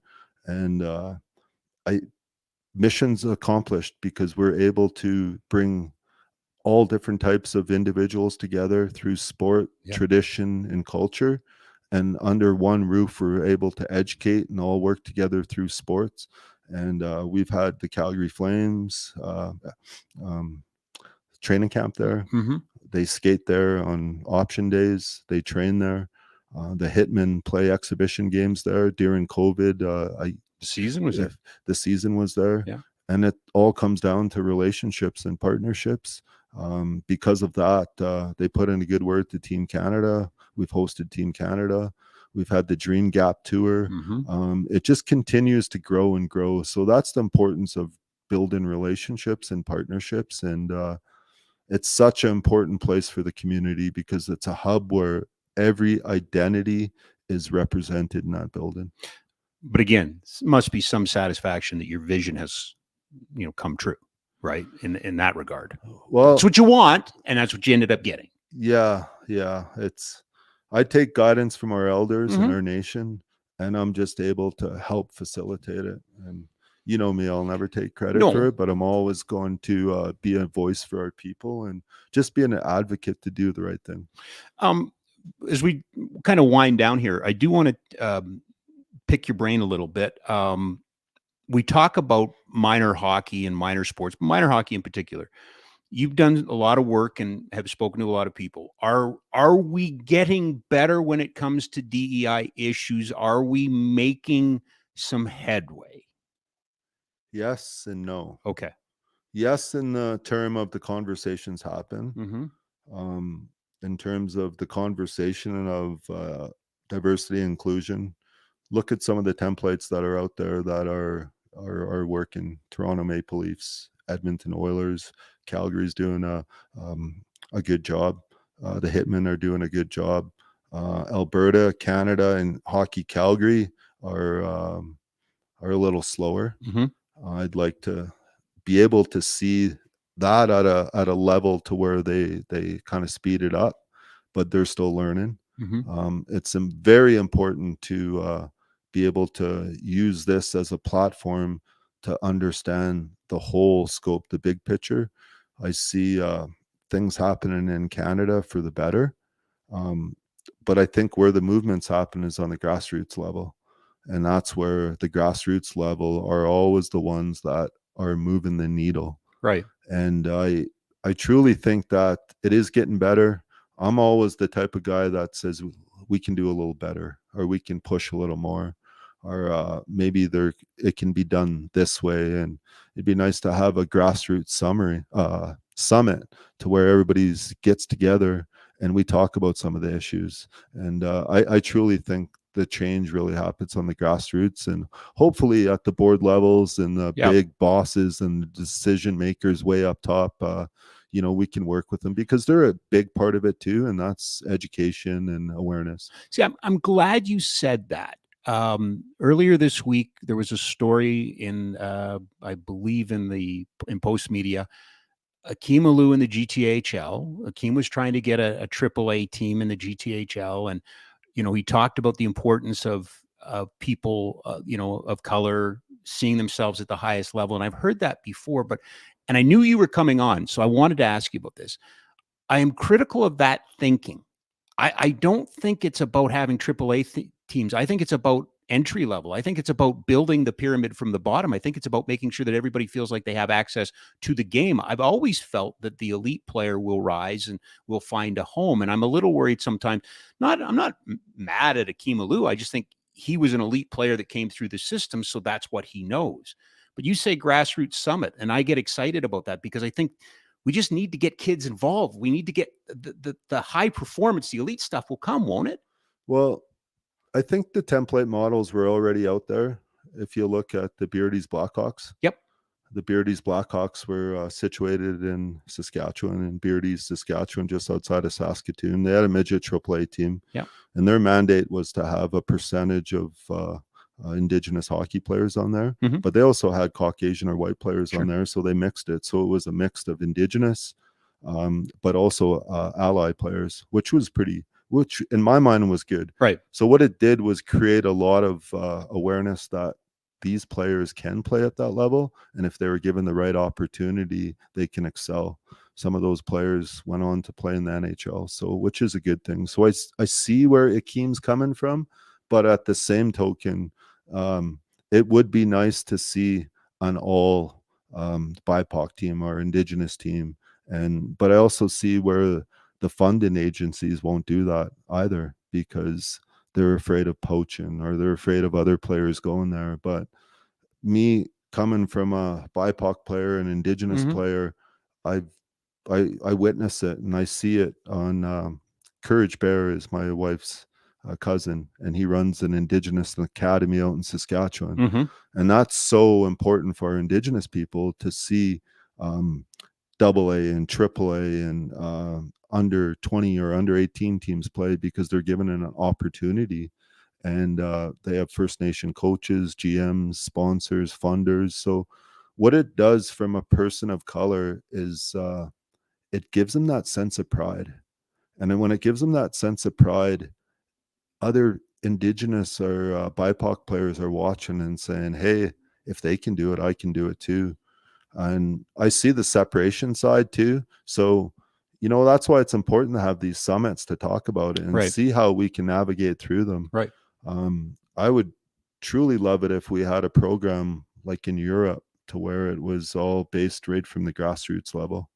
But, it's, Ted Nolan's out there really advocating on behalf of Indigenous people to have a Indigenous Olympic team or a men's national team. And I think what that would do for our Indigenous communities is really empower them and say, hey, you can play there. We got... well, they have that in lacrosse, do they not? Oh, yeah. Yeah. Right? Yeah. They compete on Iroquois Nationals, compete at the national level. Yeah. And that's... so is that the blueprint then? Well, I think that's definitely a blueprint. But, how many players, Indigenous players, do we have in the NHL right now? We have 6. And we all know them and we look up to them. Ethan Bear, Seth Jarvis, Carey Price is not active, but in my mind, he's still active. Zach Whitecloud. Zach Whitecloud is an amazing player. There's so many players out there. There's also Métis players out there. Yeah. Tanner Jeannot. Yeah, he's Métis. Yeah. That was a ridiculous trade. All those draft picks. Yeah. That one is, anyway, that's just a sideline. I haven't even had time to look at the trades. Honestly, I've been really busy. Five draft picks and a player. Yeah. Yeah. Wow. Oh yeah. So Tampa wanted him in the worst way. He's an impact player, right? Absolutely. And that's exactly what Tampa knows how to win. So they were fine giving up what it took because they knew what they needed. Yeah. There's regular season players, and then there's playoff players. Says a playoff player who I'm talking to. Yeah. You have to learn to elevate your game up in the playoffs. It's a whole different season. Absolutely. Yeah. Well, since we're doing this, I do want to also flag and make mention of Devin Buffalo and the work that he's doing in goaltending and but in all of it. I mean, it's important because he invited some of our superheroes goalies out to his camp at Seven Chiefs, and that's inclusion too, right? Sky Athletics, big shout out to Devin. Leaders, right? Played NCAA, Ivy School. Smart kid, educated. Took his hockey and his education to a whole new level. And what he did was he really just started educating people and working with the Indigenous youth and goaltenders and using his strengths and using his voice too. So big shout out to Devin and what he does, Wanska Athletics. Yeah, Wasey Rabbit too, right? Oh, he's on staff in Saskatoon now, right? Wasey's going to be featured at the game tomorrow night at the Saddle Dome. He is he? Yeah, there's I think 7 or 8 Indigenous players they're going to feature. Okay. They're not big features, but they're just glimpses of their career. And it's important that Treaty 7 territory recognizes some of these athletes that played pro or major junior that in my mind are role models, are influencers. Wasey and Judd Blackwater. Wasey's still assistant coach right now with the Saskatoon Blades. Had a long 14-year career, and it's just amazing to play that many games in Europe and the Dub and the East Coast. He's been a journeyman and also a leader in First Nation communities and on and off the ice. Anything else you want to tell us about tomorrow? I'm just truly excited about the whole day. I am too, because it's not, I use this example all the time. What bugged me when I first started doing this was, let's have an octopus game and celebrate octopuses. We'll wear an octopus jersey, have an octopus sing the national anthem, and we'll do an octopus video. But we're done. Thank you. We just recognized octopuses. And I only use that as an example because it's safe. There's an actual investment tomorrow of time, commitment, energy into showcasing the culture, explaining what the Treaty 7 nations are all about, highlighting it. My criticism, not yours, and I want everybody to understand that. Stop making it a practice jersey. Make it the darn game jersey. But that's an NHL thing. That's nothing to do with the Calgary Flames, right? Yeah. But we showed it earlier, man. You don't think that would make a awesome looking third or alternate or whatever. Like there's something there, right? Yeah, let's just say it started quite a few months ago in the process, but tomorrow morning there's some traditional ceremonies that are going to happen with the traditional leaders of each nation and the chiefs. They're going to go through a protocol that's going to happen at the Saddle Dome, and then after that the elders will watch the pregame skate, and then after the pregame skate they'll have a break, and then we get ready about 5 or 6 o'clock, and then they'll start going through what's really cool is each nation is going to provide a princess, which is a traditional princess that represents each nation, that represents their culture and their background and their language and their people. Elder knowledge keeper will be there at the beginning of the game, but also each chief is going to be in attendance to drop the puck, and then they're going to have tribute videos of the land of the traditional territories, and throughout the game there's going to be special acknowledgments to Treaty 7, but also the Métis people, but also indigenous sports leaders. And Delana Blackhorse is going to be singing the national anthem, and she's a young beautiful singer from Siksika that's going to sing in their native tongue. There's native artisans that beaded for this special event, and you're going to see some indigenous allies repping some earrings and some beautiful swag. You're going to see Tyler White and his gang out there that are going to be doing amazing things with ECM and educating people about Every Child Matters game. You're also going to see traditional drum songs. You're going to see First Nation DJ Caleb Simeon rocking the warm-up, and then during the warm-up you're going to see indigenous inspired jersey from Mr. Alexis and Mr. Running Rabbit, and it's just there's a cool vibe to it because it's indigenous inspired, but it was handcrafted by indigenous people. This whole event was, and with the collaboration with the Calgary Flames. And there's so many things that are there's so many things you want to do and so many things you can't do because of the NHL restrictions and the time frames. So it's not about a competition, I'll tell you that, but it's about just doing the right thing. Still, it's better than Edmonton. No, I'm just now. Having said that, is Dr. Littlechild coming to this? I don't know because if he is, none of that Edmonton Oiler crap with him. You know him; he's always. I think we have our own leaders in our communities and our territories, and I'm pretty sure that the leadership of each nation will be repping Calgary colors, and just to see the Blasty logo and the sweaters, and hopefully the people of Calgary and all Flames fans will support these jerseys and support the sweaters, and hopefully one day they could be a part of the swag in the Flames Saddle Dome. I love it. Are you gonna go back and help with development camp again this year, do you think? I'll help wherever I can. I'm always an ambassador of the Calgary Flames and CSEC, and I always rep I know the Hitmen, the Calgary Hitmen, and whenever they call, I'm there. My passion is the DH Ranch, my diversity, and what I'm doing there, but whenever the Flames call or CSEC call, I'm always there to help. Normally on the show, we're only 6 in, but normally I have a reading assignment. I have a watching assignment. Tonight's viewing. Everybody go to they just put it out on Twitter. Dodginghorse, one man's heroic crusade against racism. You can find it on YouTube. It's definitely worth the watch to learn a little bit more about my friend. Thank you. Thank you for your friendship. Thank you for your mentorship. Thank you for your leadership. Thank you for coming on the show. But just thank you, because you are one of the best, dude. You are just one of the best.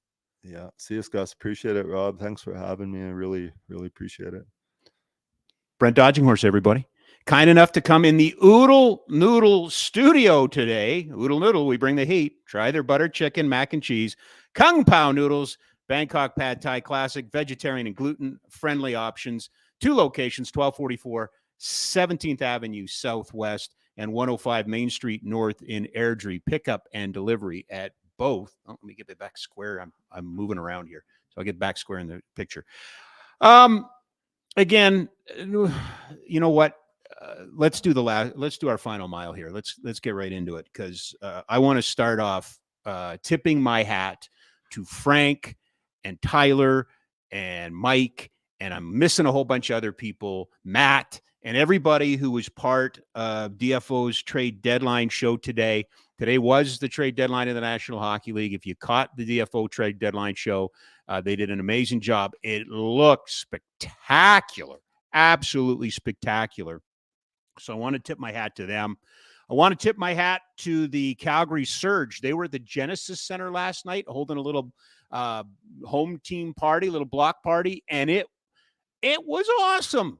They had their DJ there. They had their team there, and they had games and face paint and stuff. And let me tell you, the people at the Genesis Center were fired up for basketball. 1 week from today, Jason Ribeiro, one of the owners, part owner of the Surge, in studio with us. We're going to talk basketball, but it was really cool to see.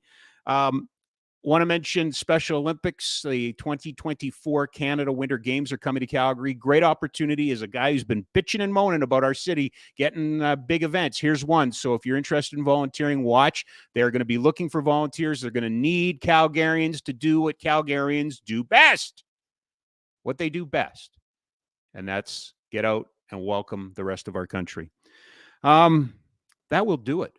Can I just say that this week has been fantastic, and I encourage you to go back and listen to the show on Wednesday. Brody DuPont, the head coach of the Cardiff Whales, another Calgary hit. That's 2 in a row. 2 in a row. As well, boy, Danny Austin was a lot of fun. Beginning of the week, Adam Seaborn was with us, and that was a great conversation. Monday, Kelsey Snow. Sorry, I'm Sad podcast. Kelsey writes as her blog, the better half of Chris Snow of the Calgary Flames. Now, Chris, if you're following social media, is in hospital right now, but expected to be back home tomorrow, we hope. And did talk to Kelsey, and she's going to be here with us. One last shout out, 2 last shout outs. One to Jared Sharp, what's his title? Like, what is he? Like, is he head technician? Is he head programmer? What is he? He's the overlord. He is the Wolverine.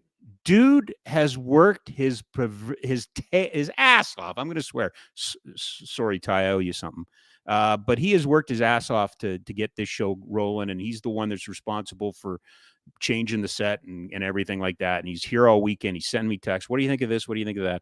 I really appreciate the work. And I also appreciate the work of Printz here. Mark Printz stepped into the breach this week and helped us as a producer, and actually had to you want to talk about stepping in it. Had to do the barn burner this morning. So it's been a long day for him, and they have been nothing but incredible. And to you, my friends, my family, and everybody, thank you so much. Your support, continue to appreciate it. Everybody seems to be loving the show, the direction of the show. I know I'm having a ton of fun. So with that said, enjoy your weekend, get out, do something fun, and just, you know what? If the walls are closing in, if it's getting dark, ask for some help. We're always here. Please do that. We all know what everybody's been going through the last couple of years. Have some fun this weekend. Make some time for you. We're back on Monday. Thanks, gang. You're the best. You are the frickin' best.